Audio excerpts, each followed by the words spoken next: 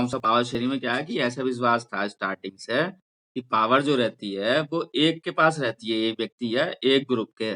तो ये सोचा गया, एक ऐसा आइडिया निकाला गया कि इस पावर को डिवाइड कर दिया जाए, है ना? कि कई सारे लोगों के ग्रुप में। लेकिन उसमें उन्हें क्या महसूस हुआ कि उसमें जो है डिसीजन जो होगा वो धीरे-धीरे या देर से होगा।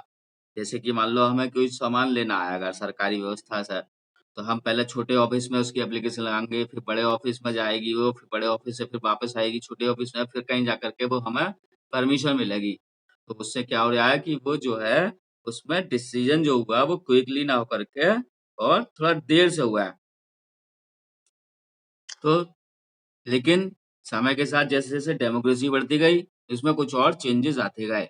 People are the source of all political powers is one basic principle कि जो पीपल हैं, are the source of all political powers की जितनी भी राजनीतिक पावर बनेंगी, उसका जो मेन सोर्स है, कौन बना के देगा पावर को? वो वहाँ के सिटीज़न बना के देंगे। तो वो एक इसका बेसिक सिद्धांत है डेमोक्रेसी का। कि जो व्यक्ति है उस देश के जो नागरिक हैं, वो ही सब कुछ है, वो ही सरकार को इलेक्ट करेंगे, किसी भी रिप्रेजेंटेटिव को, तो वो उनके अकॉर्डिंग ही डिसीजन बनाए जाएँगे। In a good democratic government, due respect is provided to different groups and views that are present in a society.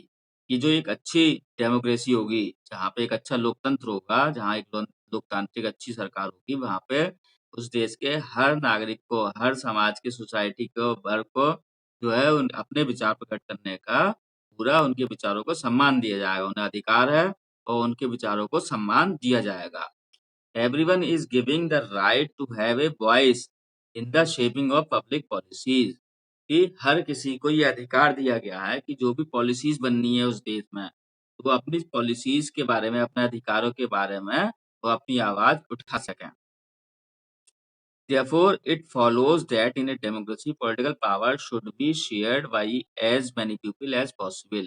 इसीलिए इस पावर को क्या कर दिया कि जितने ज़्यादा संभव हो सके उतने लोगों के बीच में ये पावर को शेयर करना चाहिए।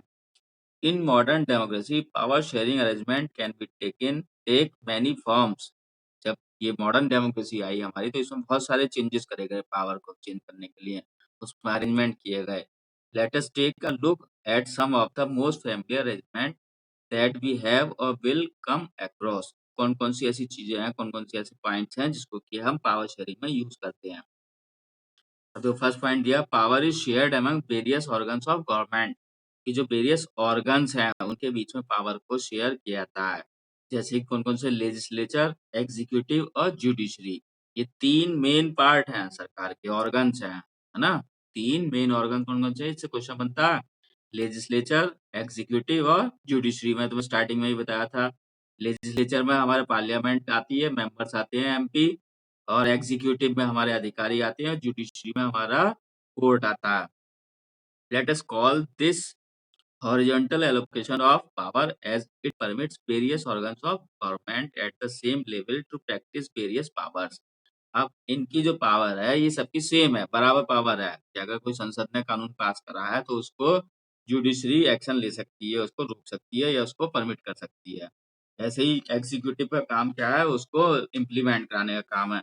तो तीनों की जो पावर है वो लगभग सेम है, इसीलिए ये जो आते हैं वो तीनों क्या आते हैं, हॉरिजॉन्टल पावर शेयरिंग में आते हैं ये। एक होती है वर्टिकल पावर शेयरिंग, है ना?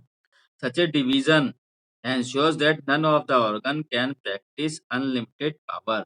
जब तीनों के पास में पावर होगी इसका मतलब ये नहीं है कि कोई एक व्यक्ति या एक संस्था जो है इसमें, चाहे वो लेजिस्लेचर हो, चाहे एग्जीक्यूटिव हो या जुडिशरी हो, सारी पावर उसके अपने हाथ में नहीं है, बल्कि तीनों के हाथों में ये पावर शेयर हो गई। Each organ checks the others, एक ऑर्गन जो है वो दूसरे ऑर्गन को चेक कर सकता है। This leads to the balance of power among different institutions. We studied last year that in a democracy, even though ministers and government officials are equipped with power, they are responsible to the parliament or state assemblies.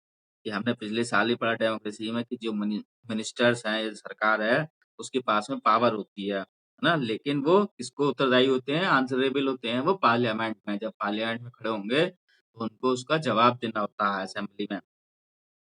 In the same way, although judges are elected by the executive, they can check the functioning of executive or laws introduced by the legislature। कि ऐसे ही judiciary की बात करें तो जजेस जो होते हैं वो भी क्या है, अधिकारी तो हैं। जज भी एग्जीक्यूटिव होता है, लेकिन उस एग्जीक्यूटिव से वो बनता है जज, और उसके बाद में वो लॉ जो भी कानून बनाए सरकार ने उनको चेक कर सकता है। ठीक है, this arrangement is known as system of check and balance.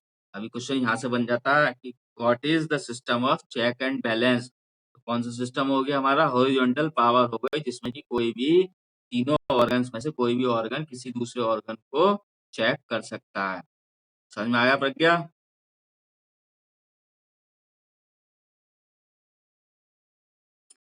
Hello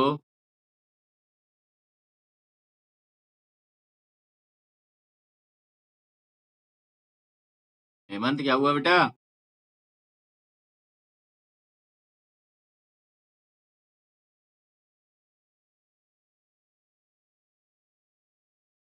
आप सेकेंड पार्ट है, power can be shared among a government at various levels. कि पावर को जो है हम शेयर कर सकते हैं among वेरियस लेवल्स पर। A general government for whole country and the government at the provincial और रीजनल लेवल। आप जैसे कि सेंट्रल गवर्नमेंट होती है किसी भी देश में, दो तरह की सरकार होती है, एक सेंट्रल गवर्नमेंट होती है और एक स्टेट गवर्नमेंट होती है। तो वो जो पावर है वो उन्होंने दोनों जगह डिस्ट्रीब्यूट कर दी। सेंट्रल गवर्नमेंट की जो पावर थी वो सेंट्रल गवर्नमेंट के पास भी है और कुछ पावर स्टेट गवर्नमेंट को दी इन्होंने। Such a common government for whole country is usually known as federal government. कि ऐसी गवर्नमेंट जो कि पूरे देश की है वो तो कहलाती है federal government. In India we know as the central और यूनियन गवर्नमेंट। भारत में हम उसे फेडरल गवर्नमेंट को सेंट्रल गवर्नमेंट या यूनियन गवर्नमेंट कहते हैं। The government at the provincial or regional level are called various names in various countries। कि दूसरे देशों में या भारत में जो स्टेट गवर्नमेंट होती है उनके अलग अलग वहां पर नाम होते हैं। We call them state government in India. Bharat में हम उन सरकारों को क्या कहते हैं, स्टेट गवर्नमेंट कहते हैं। हर स्टेट की अपनी एक अलग सरकार होती है। This system is not applicable in all countries. तो ये सिस्टम जो है वो सारे देशों में एप्लीकेबल नहीं है, मतलब लागू नहीं है। There are several countries where provincial और state government are not present. कई सारे ऐसे देश हैं जहाँ पे स्टेट गवर्नमेंट और नहीं होती है, वहाँ पे केवल सेंट्रल गवर्नमेंट होती है। प्रोविंशियल का मतलब भी स्टेट से ही होता है। But in those countries like ours, where there are various levels of government, the constitution clearly lays down the powers of different levels of government।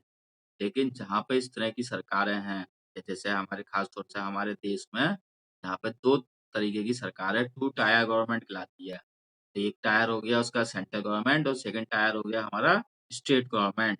तो उसमें हमारे कॉन्स्टिट्यूशन में, ये संविधान में लिखा हुआ है कि उनकी जो पावर्स है वो डिवाइड है। ठीक है, तो उसके लिए हमारे यहाँ पे जो है वो लिस्ट बनाई गई। तीन लिस्ट है, एक स्टेट लिस्ट, एक सेंट्रल लिस्ट और एक है कॉन्करेंट लिस्ट, जिसमें कि सरकारों के अधिकार फिक्स्ड कर रखे हैं। कोई सरकार किसी के दूसरे के काम में दखल अंदाजी नहीं देगी, वो कहलाती है concurrent list.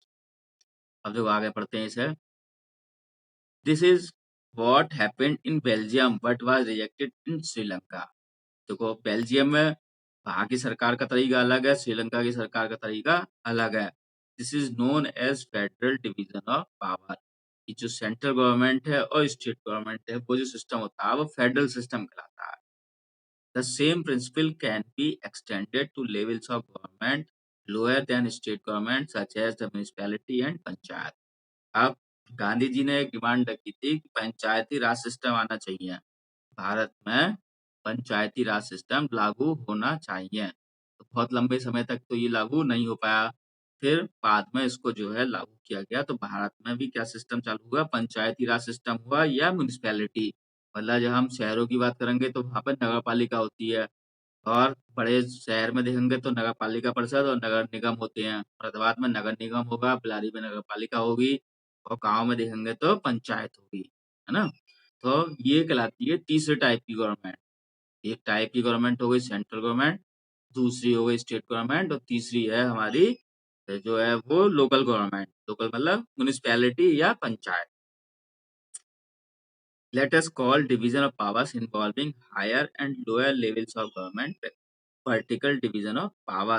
We shall study these at some extent in the next chapter.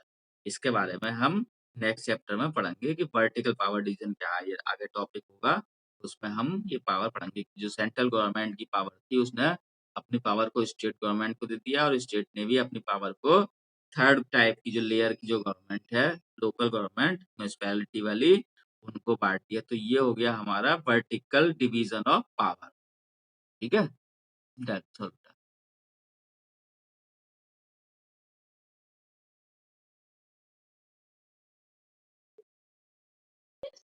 और बच्चे जुड़े करना, जोड़ो बच्चों को। हेमंत, हेमंत,